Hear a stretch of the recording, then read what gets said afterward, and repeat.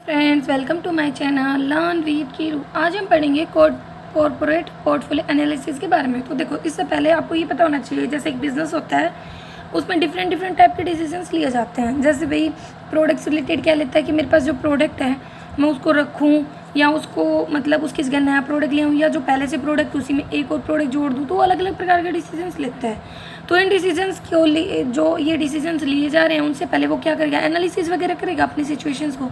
तो जो corporate portfolio analysis है उसको आप portfolio analysis, business portfolio, product portfolio analysis बोल सकते हो।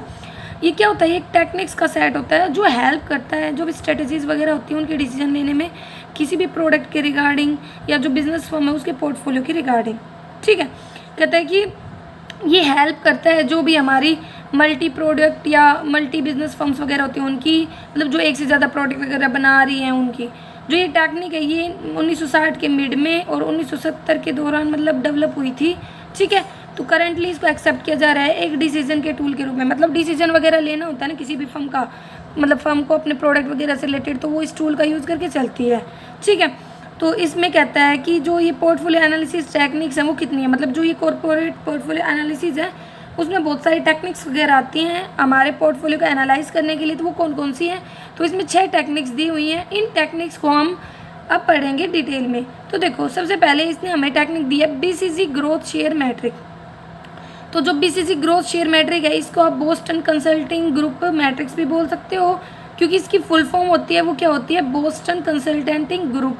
और जो ये बीसीजी मैट्रिक है ये इसी के द्वारा डेवलप की गई थी, यूएसए का है। इसको बीसीजी पोर्टफोलियो मैट्रिक्स भी बोलते हैं। ठीक है, इसकी 2 डायमेंशंस होती हैं, market growth rate and relative market share of organisation. क्या क्या मार्केट में ग्रोथ रेट कैसी है भाई, हाई है, लो है, या मार्केट में शेयर कितना है, हाई है, लो है मार्केट में। ठीक है, इसकी 2 डायमेंशंस होती है, और हाई और लो। देखो 2 डायमेंशंस हैं, मार्केट ग्रोथ और मार्केट शेयर, और डायमेंशंस में भी 2 डिग्रीज हैं, हाई और लो। इन्हीं के अकॉर्डिंग ये पूरी कवर होती है। जो ये हमारी मैट्रिक्स होती है ना, इसमें 4 सेल्स होती हैं। 4 सेल्स के अंतर्गत हमें अलग अलग प्रकार के फैक्टर्स वगैरह लिखे होते हैं, जैसे like stars, question mark, cash cow, dogs, मतलब एक टाइप से कहना। तो ये मैट्रिक्स हेल्प करती है हमें लॉन्ग टर्म के लिए स्ट्रेटेजिक प्लानिंग वगैरह करने में।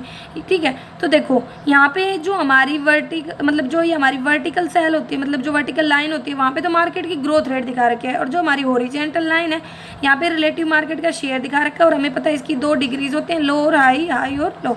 ठीक है, तो देखो जितना भी एक्सप्लेनेशन है मैं इसको आपको इजी से समझाती हूँ। देखो इसने क्या कह रखा है कि ये हमारा हाई शो करता है क्योंकि ये रो है, ये हमारा कॉलम होता है। ये एक टाइप से कहें तो 2x2 मैट्रिक्स होती है, क्योंकि 2 ही रो हैं और 2 ही कॉलम है। तो देखो जब स्टार की सिचुएशन में होती है ना कोई भी फर्म, कोई भी कंपनी, कोई भी ऑर्गेनाइजेशन, तो वो ना उसके पास मार्केट ग्रोथ कैसी होती है, हाई, और जो रिलेटिव मार्केट शेयर होता है वो भी हाई। तो ऐसी फर्म क्या करेगी भाई, उस सिचुएशन को बनाए रखेगी, ज़्यादा से ज़्यादा इन्वेस्ट करने की सोचेगी, ज़्यादा से ज़्यादा कैश फ्लो करेगी एक टाइप से।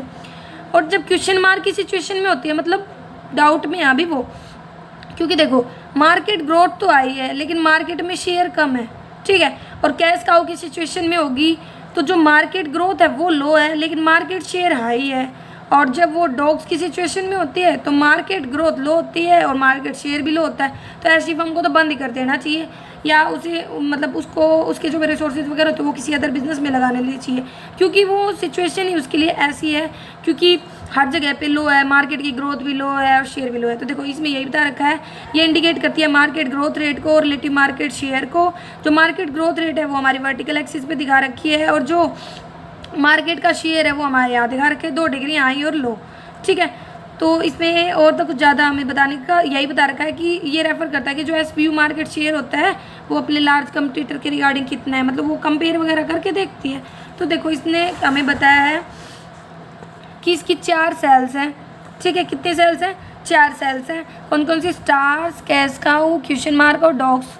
स्टार्स क्या होते हैं, तो जो बिजनेस है high market share in high growth market, वो क्या कहता है, उसे स्टार दिया जाता है। भाई मार्केट शेयर भी आई है, उसका ग्रोथ रेट भी आई है, तो वो स्टार की सिचुएशन में होता है, मतलब अच्छा प्रॉफिट कमा रहा है, ग्रोथ अपॉर्चुनिटीज़ भी अच्छी हैं ऐसे बिजनेस के लिए। ठीक है, कैश काउ होता है, मतलब हाई मार्केट शेयर होता है लेकिन हाई मार्केट शेयर है लेकिन ग्रोथ रेट क्या है, कम है, तो ऐसे ही कैश काउ कहलाता है। तो ऐसे जो बिजनेस होते हैं उन्हें क्या करना चाहिए, सब्सटेंशियल कैश सरप्लस होता है उसका अपनी इन्वेस्टमेंट रिक्वायरमेंट के ऊपर। मतलब ये बिजनेस इतने ज़्यादा अट्रैक्टिव नहीं होते हैं क्योंकि जो उसका मार्केट शेयर है ना, मार्केट वो तो आई है लेकिन ग्रोथ उसकी कम है, तो इतने अट्रैक्टिव। भाई देखो एक बिजनेस है वो बहुत ज़्यादा ग्रो कर रहा है तो हम सोचेंगे कि हाँ भाई मेरे को भी ये बिज़नेस करना चाहिए। देखो कितनी स्पीड कर पकड़ रखी है इसने, ग्रोथ कितनी अच्छी हो रही है। लेकिन वो अगर उसका मार्केट ग्रोथ ही लो है तो वो इतने ज़्यादा अट्रैक्टिव नहीं होते। लेकिन फिर भी हमें इसकी ज़रूरत होती है हमारी शॉर्ट टर्म रिक्वायरमेंट्स वगैरह को लेकर, तो वो है डिविडेंड, री इन्वेस्टमेंट वगैरह के लिए। ठीक है, कैश काउ भी स्ट्रॉन्ग और वीक हो सकते हैं। स्ट्रॉन्ग कैश काउ वहाँ वो सिचुएशन होती है जो मतलब नियर पास है ना, नियर पास उसमें स्टार की सिचुएशन में थी, हाई ग्रोथ थी, हाई मार्केट शेयर था। और जब ये वीक सिचुएशन में होती है तो मतलब बहुत पुराने पास्ट में, मतलब बहुत टाइम पहले वो इस सिचुएशन में थी। क्वेश्चन मार्क क्या कहता है कि ये हमारा अपर राइट क्वाड्रेंट होता है और ये हमें दिखाता है कि लो मार्केट शेयर है लेकिन मार्केट का शेयर ही कम है लेकिन ग्रोथ हाई है। ठीक है, तो इसमें वो दो अल्टरनेटिव लेके चलता है, या तो ग्रो करेगा अपने स्टार्स में, मतलब खुद को स्टार में बदलेगा ज़्यादा से ज़्यादा इन्वेस्टमेंट लगा के, या अपने बिजनेस को बंद कर देगा।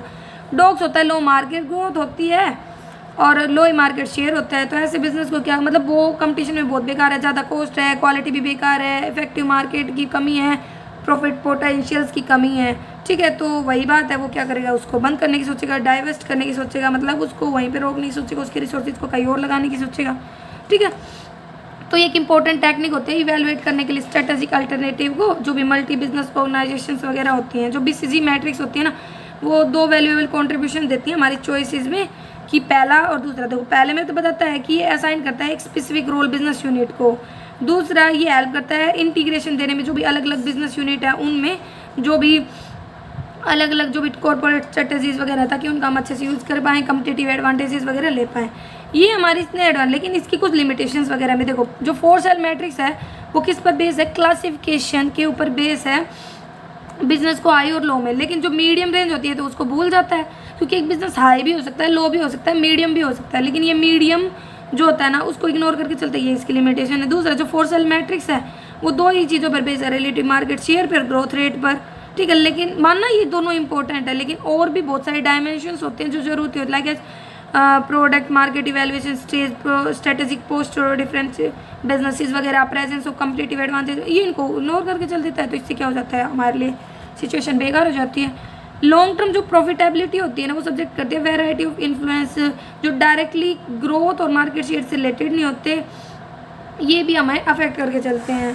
फिर दे रखा है इसने हमें जो हमारा BCG मॉडल होता है उसमें 2 डायमेंशन है, बिजनेस ग्रोथ और मार्केट शेयर। जब हम इवेलुएट करते हैं ना स्ट्रेटजी को, तो कहता है कि इसका मतलब होता है नया बिजनेस है ना, मतलब जो कोई भी कंपनी है वो मतलब can not command requisites market share, मतलब उसके अकॉर्डिंग नहीं चल सकती। देखो हर चीज़ की ज़रूरत होती है, हर स्टेप को फॉलो करने की ज़रूरत होती है, लेकिन 2 डायमेंशंस लेके चलता है, कुछ चीज़ों को इग्नोर कर देता है, ये इसकी कमी है। मतलब एक ही चीज़ को बार बार रिपीट कर रखा है इसने। सक्सेस क्या है बिजनेस की, उसको मेजर नहीं किया जा सकता मार्केट शेयर और मार्केट ग्रोथ है, क्योंकि ये नहीं 2 डायमेंशन वो लेके चलता है, लेकिन इन दोनों डायमेंशन से हम किसी भी बिजनेस की सक्सेस को ईजिली मेजर नहीं कर सकते। Various tag, stars, cash cow, question mark, dogs, जो डिफरेंट बिजनेस है वो क्रिएट कर देते हैं फिजियोलॉजिकल प्रॉब्लम वगैरह को, जो भी रिसर्च स्टडी में पाई गई हैं। गुप्ता और गोविंदराजन 2 पर्सन थे, उन्होंने स्टडी वगैरह की थी, उसमें इन्हें बहुत सारी प्रॉब्लम वगैरह मिली थी। अब बात आती है GE9 सेल मैट्रिक्स ग्रिड, ये क्या होती है। तो देखो इसको मतलब हम क्या बोल देते हैं, इसको जनरल इलेक्ट्रिकल 9 सेल मैट्रिक्स भी बोल देते हैं। तो ये ओवरकम करने के लिए आई थी जो भी BCG मैट्रिक्स में कमियां थी उनको, तो इसने पूरा बता रखा है। जनरल इलेक्ट्रिक कंपनी, ये भी USC की थी, इसने ये 9 सेल मैट्रिक्स डेवलप की थी, और इसको हम मैकिन्से या मतलब मैकिन्से मैट्रिक्स भी बोल सकते हैं, या कंपनी ऑफ USA की है।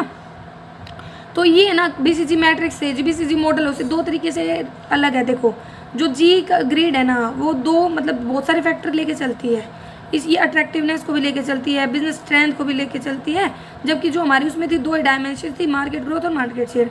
जो G ग्रिड है उसमें 3 डिग्रीज होती है, हाई, मीडियम और लो, जबकि उसमें थी हाई और लो। ठीक है, अब बात आती है business strength factor and measurement. जो G ग्रिड होती है ना वो market share, profit margin, ability to compete, customer, market knowledge, competitive position, technology, management calibre, ये सभी को मार्केट की स्ट्रेंथ के रूप में लेके चलती है मेजर करने के लिए कि भाई किसी भी बिजनेस शेयर है, किसी भी मार्केट का शेयर अच्छा है, प्रॉफिट अच्छा है, कम्पीट कर सकती है, कस्टमर भी अच्छे हैं, मार्केट की अच्छी नॉलेज है, तो उसकी स्ट्रेंथ अच्छी होगी।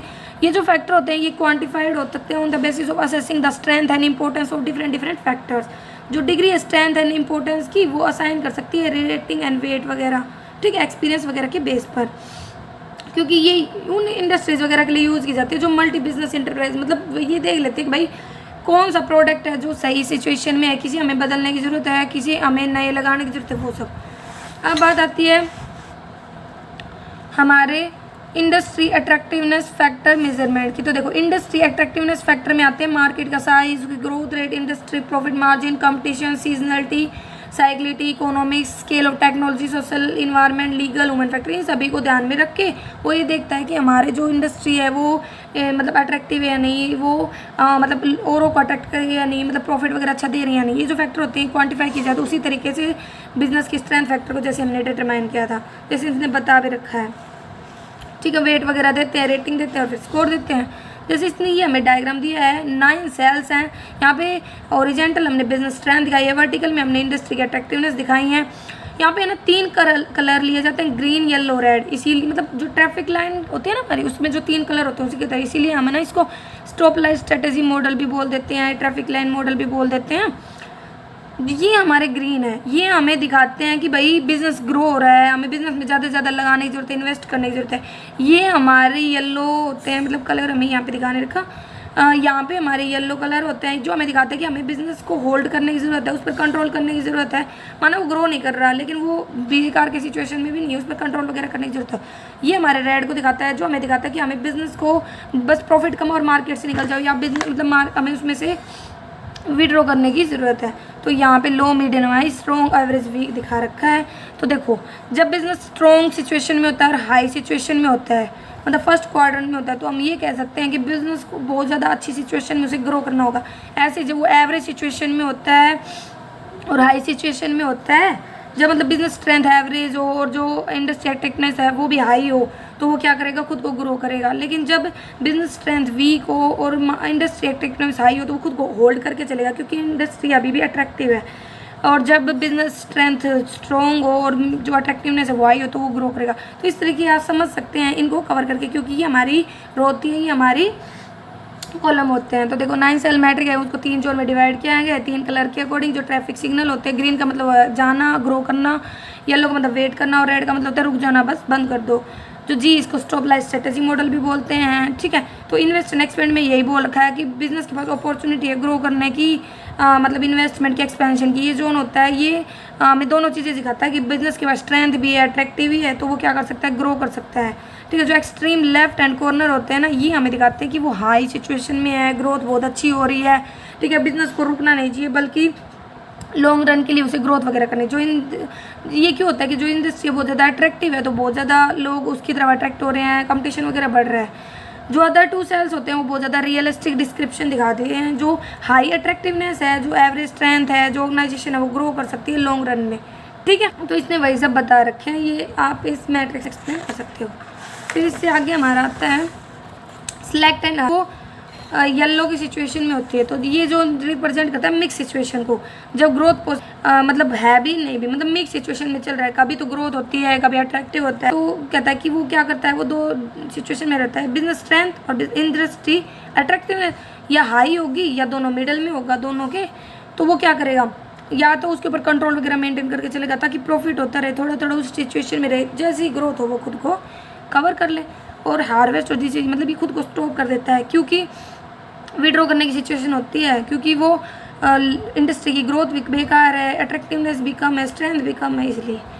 फिर आती है हमारी प्रोडक्ट मार्केट इवैल्यूएशन मैट्रिक्स, हमारी प्रोडक्ट मार्केट इवैल्यूएशन मैट्रिक, ठीक है। तो मतलब ये क्यों आई थी, क्योंकि जो हमारी जी अप्रोच था उसमें कुछ ना कुछ वीकनेसेस थी, मतलब वो भाई प्रोडक्ट किस स्टेज में लाई कर रहा है, कंपटीशन पोजीशन कैसी है, उन सभी चीज़ों को इग्नोर करके चल रहा था, बिजनेस की पोजीशन वगैरह को बता ही नहीं रहा था। उन्हीं को दूर करने के लिए हमारी प्रोडक्ट मार्केट इवैल्यूएशन मैट्रिक आई थी। इसमें 15 सेल हैं और ये कंपटीशन पोजीशन को, स्टेजेस को लेकर चलता है। यहाँ पे ओरिजेंटली कम्पिटिटिव पोजीशन दिखा रखी है और वर्टिकली स्टेज दिखा रखी है प्रोडक्ट की, जैसे भाई प्रोडक्ट डेवलपमेंट स्टेज में है, ग्रोथ में, सेक आउट है, मैच्योरिटी या डिक्लाइन। ये प्रोडक्ट लाइफ साइकिल, आप प्रोडक्ट साइकिल जो आते हैं ना उसमें आप पढ़ चुके होंगे, ये जो एक पूरा चैप्टर है हमारा, ठीक है। तो देखो इसने स्ट्रॉन्ग, एवरेज, वीक हमारी कम्पिटिटिव पोजीशन बताई। जो यहाँ पे होता है ए स्टेज पे होता है, मतलब कंपटीशन एवरेज है और स्टेज है प्रोडक्ट की वो डेवलपिंग है, तो वो कह सकते हैं डेवलपिंग विनर है। और अगर वो बी स्टेज में होता है मतलब कंपटीशन स्ट्रॉन्ग और ग्रोथ है ना, मतलब प्रोडक्ट ग्रोथ स्टेज में हो तो पोटेंशियल विनर होगा। जो सी पे होता है मतलब कंपटीशन वीक है, कम्पिटिटिव ग्रोथ वगैरह, मतलब जो कंपटीशन है कम्पिटिटिव पोजीशन वीक है लेकिन ग्रोथ स्टेज हाई है तो वो डेवलप बोला जाएगा। कम्पिटिटिव पोजीशन है एवरेज हो और जो प्रोडक्ट सीक आउट मतलब होता है कोई चेंजमेंट नहीं हो रहा, बस उसी सिचुएशन में मेंटेन है, तो वो एस्टैब्लिश विनर होगा, मतलब उसने सारी लिए हैं।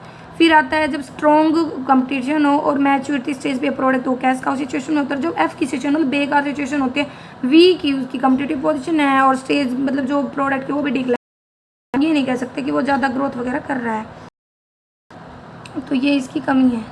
फिर बात आती है हमारी, यहाँ पे एक्सप्लेन कर रखे हैं वगैरह, आप इनको पढ़ सकते हैं, अलग से नहीं बता रखा है। इससे अगले पार्ट के बारे में लाइक करें, सब्सक्राइब करें, शेयर करें। अगर आप कोई भी